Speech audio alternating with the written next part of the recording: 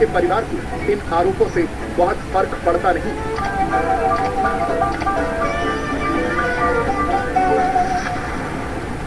कोई परिवारवाद नहीं है, बेटी दूसरा घर के है, सबका बेटी सबका बेटी लड़ रही है, सबका बेटा लड़ रहा है, सबका देश भर में का बीजेपी में नहीं लड़ रहा है, क्या बेटा बेटी। लालू यादव के इस परिवार में सबसे नई एंट्री तेजस्वी यादव की पत्नी की हुई है। करीब 2 साल पहले तेजस्वी ने अपने स्कूल टाइम के मित्र से शादी की, लेकिन पता चला कि वो क्रिश्चियन, उनका नाम रेचल है, लेकिन रेचल अब राजश्री हो चुकी है। और कुछ दिन पहले आई ये तस्वीरें देखकर लगता है कि राजश्री अब लालू यादव के परिवार में पूरी तरह से सेट भी हो चुकी है। इसीलिए तो अपनी सास के ग्रामीण भारत की इस पारंपरिक चक्की पर चने का सत्तू पीसती हुई दिखी थी।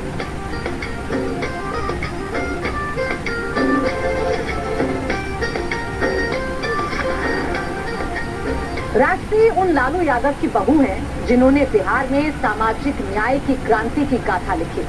बिहार के पिछड़े, दलित, ओबीसी समुदाय के लोग अपने सामाजिक उत्थान के लिए लालू यादव को बड़ा कारण मानते हैं। अपने इसी सामाजिक न्याय के बलबूते लालू यादव ने 15 वर्षों तक बिहार पर राज किया और आज भी लालू यादव बिहार की सियासत में रिलेवेंट फोर्स बने हुए हैं। आज भी बिहार में लालू यादव का रिप्लेसमेंट नहीं है।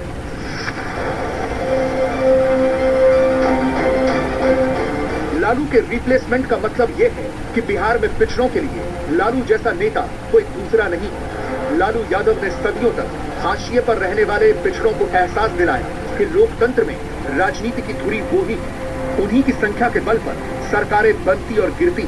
लालू ने पिछड़ों को बिहार की राजनीति में रेलेवेंट बनाया।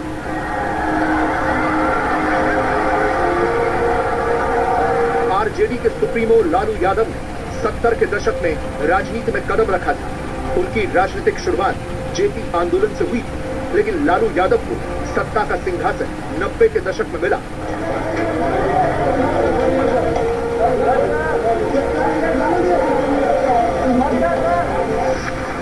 लालू यादव बिहार में 1990 से 1997 तक 2 बार मुख्यमंत्री रहे। लालू यादव पहली बार 1990 में जनता दल की सरकार में सीएम बने।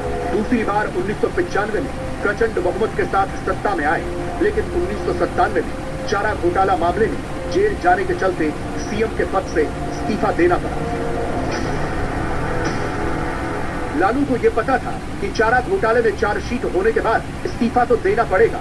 उन्होंने इसे टालने की बहुत कोशिश की, लेकिन जब यह दिखा कि अगर वो जेल गए तो फिर राष्ट्रपति शासन लग जाएगा, तो लालू यादव ने अपनी पत्नी राबड़ी देवी को बिहार का मुख्यमंत्री बनवा दिया और खुद जेल चले गए।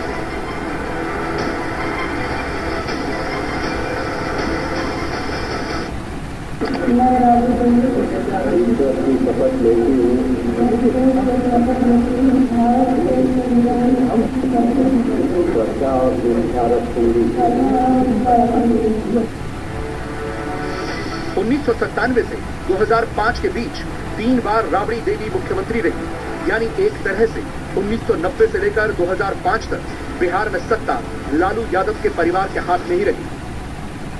कहा जाता है कि सीएम भले ही राबड़ी रही हो, लेकिन सरकार लालू ही चलाते थे। लालू ने मुसलमानों और यादवों के गठजोड़ से ऐसा समीकरण तैयार किया कि सालों साल वो राज करते रहे। लालू बिहार की सत्ता से बेदखल हुए तो केंद्र की यूपीए सरकार में मंत्री बन गए, रेल मंत्री रहे। 2014 में जब मोदी की जीत हुई तो ऐसा लगा कि लालू अब हाशिए पर चले गए। इसके बाद फिर जेल गए तो लगा कि अब तो शायद पार्टी भी खत्म होती जा रही है, लेकिन लालू ने फिर बाउंस बैक किया। लालू कल भी रेलेवेंट थे, वो आज भी रेलेवेंट है। देखना दिलचस्प होगा कि लालू और तेजस्वी 2024 के इन चुनावों में क्या कमाल दिखा सकते हैं।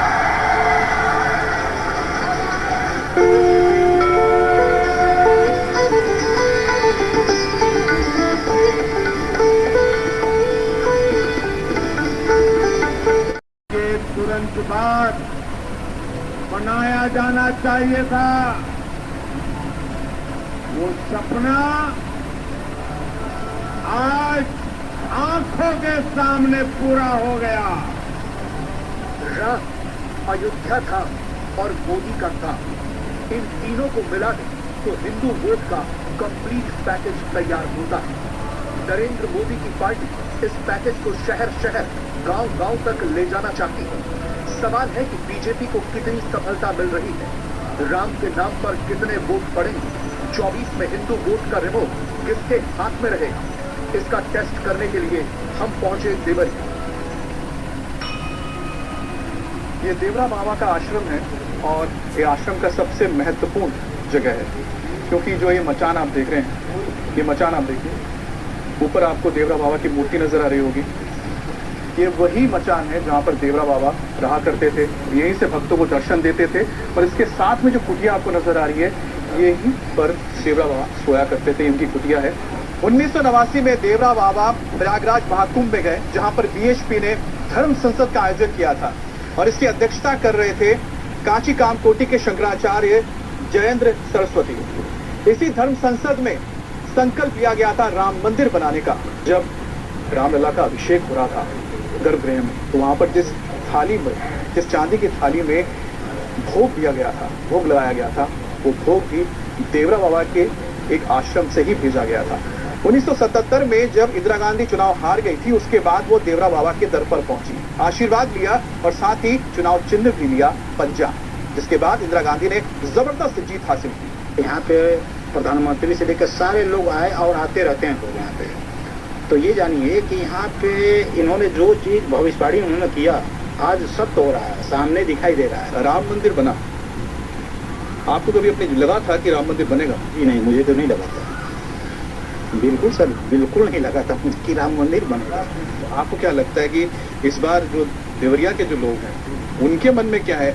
क्या वो मोदी योगी के वादों पे जा रहे हैं, किसके साथ जा रहे हैं, यानी मोदी का काम या कि राम के नाम? नहीं, राम के नाम से।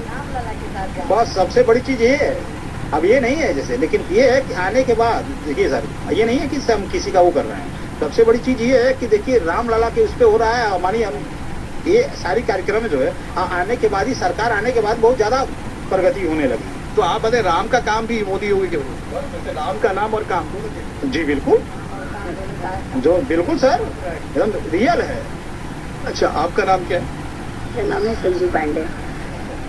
तो आपने तो बहुत वर्षों से सुना होगा कि 35 साल पहले 2.5 साल के थे तब से यहाँ आते थे अपने चाचा लोग के साथ में। उस समय मतलब छोटे छोटे बच्चों को मतलब नहीं देख पाते थे, तो हम लोग कंधे पे बैठ के और बाबा का दर्शन करते थे चाचा लोगों के साथ में, इतने छोटे थे हम लोग। तो आपने देखा राम मंदिर? राम मंदिर में तो अभी हम दर्शन करके आ रहे हैं। कैसा लगा? बहुत अच्छा लगा, उसका वर्णन हम नहीं कर सकते। वो जो देखेगा, जो जाएगा, उसकी जो छवि को देखेगा वही बता सकता है। इस चुनाव में क्या राम लला मुद्दा है, राम मंदिर मुद्दा है, योगी मोदी का काम मुद्दा है, क्या है काम? लेकिन मोदी जी काम तो बहुत किए हैं, काम इतना किए हैं कि उतना कोई सोच भी नहीं सकती। कि हर जगह रोड है, हर जगह बढ़िया लाइट रह रही है, इतना लाइट कहाँ रहती थी। महिलाओं को लेके तो बोलते हैं कि महिलाओं के लिए क्या हुआ है, महिलाओं के लिए खास क्या है? अब महिलाओं के लिए तो क्या हुआ है, क्या नहीं हुआ है, महिलाओं के लिए तो भैया कुछ भी नहीं हुआ है। हम लोग सवर्ण है, 85 नंबर ले आए तो नहीं हुआ, तब तो आज हम लोग भी इतना मेहनत करके BEd MH सब करके अब बैठे हैं, नहीं हम लोग टीचर बन पाए, तो कुछ ना कुछ कहीं ना कहीं तो कमी है। मामले के आरक्षण वाला लग रहा है? हाँ बिल्कुल, आरक्षण तो हमको हमेशा से लगता आया है, आज से नहीं हमेशा से आया है। आपका नाम? मृत्युंजय पांडे। आपने सुना होगा इन दिनों मतलब जो आरक्षण जो है उसको लेकर काफी बातचीत हो रही है और राहुल गांधी लगातार बोल रहे हैं कि अगर जीत कर वापस आ गए, 400 सीट ले आए, तो आगे संविधान बदल देंगे, आरक्षण खत्म कर देंगे। खत्म हो या ना हो, लेकिन सबसे बड़ी बात यह है कि आरक्षण से दिक्कत है। हाँ, हम लोग के बच्चे अगर 80 नंबर पा रहे हैं तो उन लोग का नहीं हो रहा है, और कोई 60 नंबर पा तो उनका हो जा रहा है। सर समीकरण की बात है। वोट क्या राम के नाम से देंगे, मोदी काम से देंगे, योगी के काम? नहीं, हम लोग को मेन जरिया यह है कि भाई शिक्षा बेहतर हो यहाँ की, हम लोग के रास्ते बढ़िया मिले, रोड बढ़िया हो यहाँ की, ये सब होने चाहिए। बच्चों को सर्विस मिले, विकास हो। और राम मंदिर, फलाने मंदिर, इससे क्या करना है? इसी से सबका हाथ भोजन चल जाएगा। तो क्या आप तो अभी आप जो वोट नजरिया से चले ना, विकास हुआ नहीं हुआ? नहीं, विकास हुआ पहले से बेहतर है, हाँ, लेकिन थोड़ा अभी कमी है। कौन पूरा करेगा, क्या लग रहा है? अखिलेश जी आके पूरा करेंगे, राहुल गांधी पूरा करेंगे, मोदी करेंगे? मोदी जी करेंगे, बिल्कुल मोदी जी पूरा क्यों करेंगे। करें? मोदी जी को हम लोग वोट दे रहे हैं, मोदी जी करें।